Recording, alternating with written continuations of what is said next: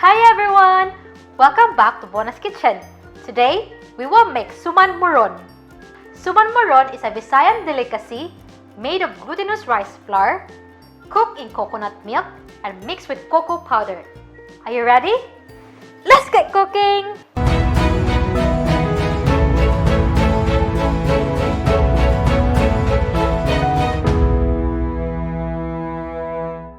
For the vanilla mixture, we will need 1 can of coconut milk, 1 cup of rice flour, 1 cup of glutinous rice flour, half cup of white sugar, and 1 teaspoon of vanilla extract. For the chocolate mixture, we will need 1 can of coconut milk, banana leaves, 1 cup of brown sugar, 1 cup of rice flour, 1 cup of glutinous rice flour, 1/4 cup of cocoa powder, and 1 teaspoon of vanilla extract.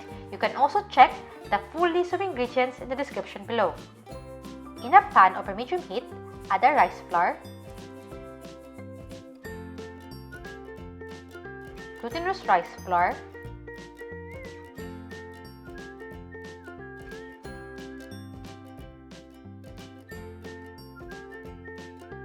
sugar, give it a mix,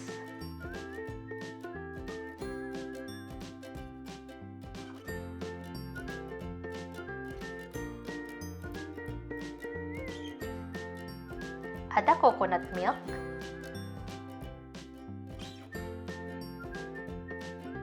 and vanilla extract. Mix them together and cook it until it becomes very thick.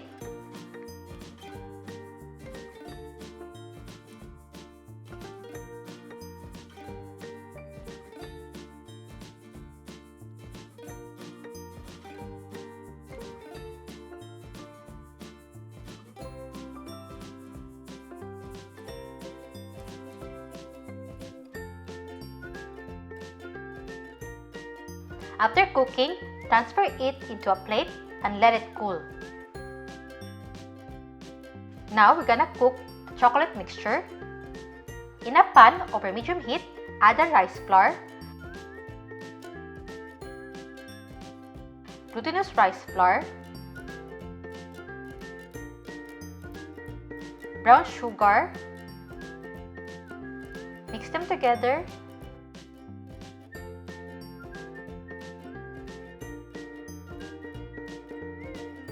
add in the cocoa powder and continue mixing.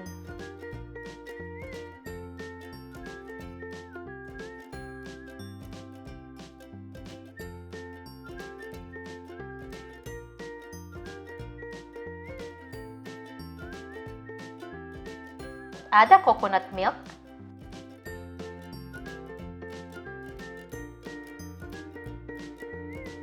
and vanilla extract and mix them together and cook it until it becomes very thick.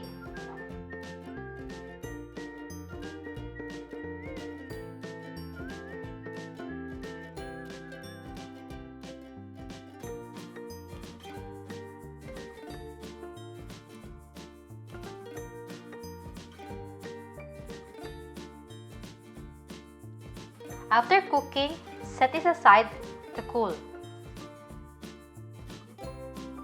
Scoop a tablespoon of the vanilla mixture and put it on top of the banana leaves and shape it into a log.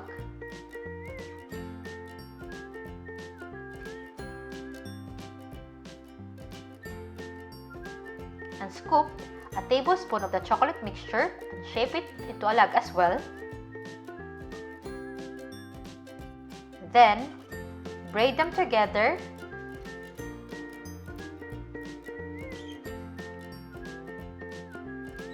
and roll it gently against the banana leaves. By the way, before using the banana leaves, heat it first to make it more pliable.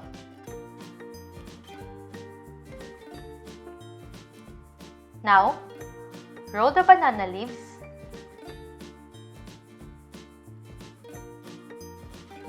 and tie both ends with twine or strips of banana leaves to seal, and make sure that you tie them tightly so that the mixture will not ooze during the cooking.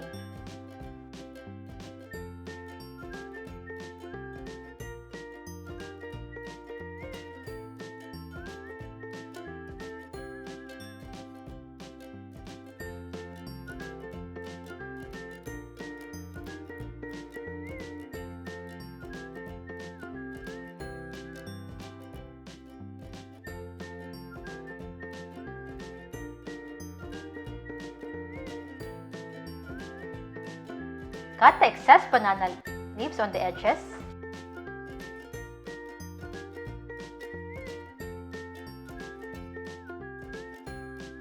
Repeat the procedure with the remaining mixture. Put the wrapped moron in a steamer and cook it for about 30 minutes.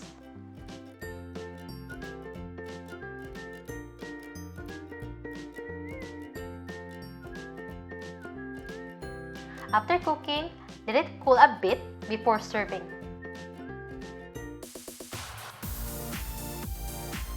And here's our finished product!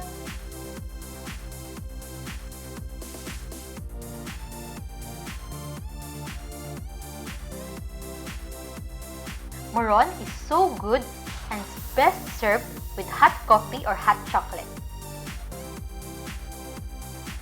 I hope you'll give this a try.